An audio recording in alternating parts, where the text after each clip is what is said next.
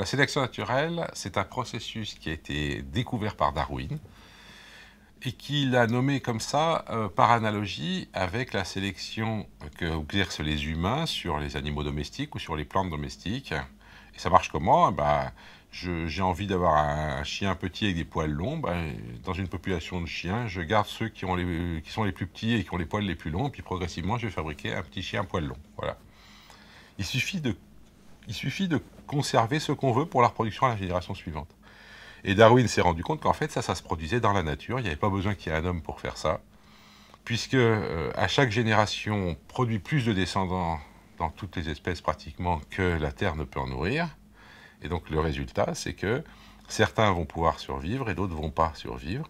Et que donc dans un environnement donné, certains vont être gardés, d'autres non, et que les caractéristiques de ces individus, et ça c'est le point difficile, vont être transmises à leurs descendants.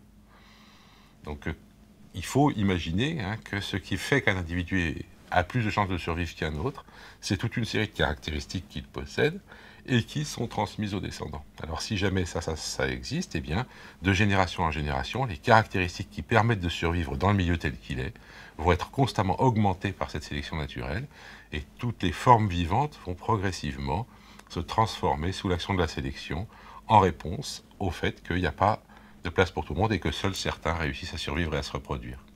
Ça a deux conséquences majeures. L'une, c'est que les individus, progressivement au cours du temps, vont être de plus en plus adaptés à leur environnement, de plus en plus aptes à vivre dans l'environnement tel qu'il est.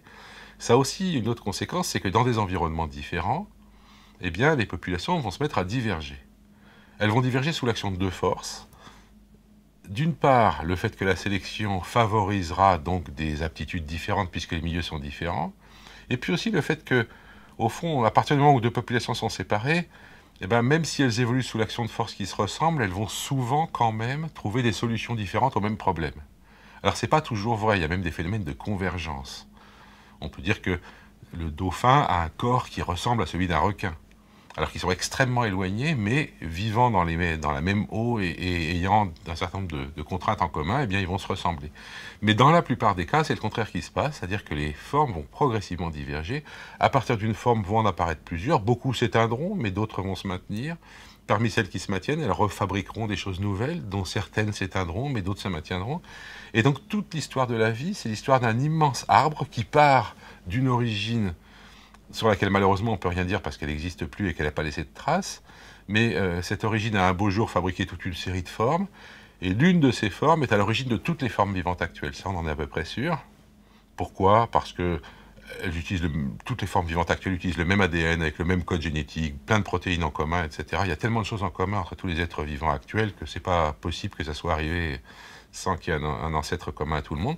Donc un seul ancêtre, et puis à partir de là, un buisson extrêmement fourni, avec des branches de plus en plus fines tout au bout, et toutes les formes vivantes sont le résultat de la sélection naturelle dans des environnements différents pour des populations séparées à partir de cette origine unique.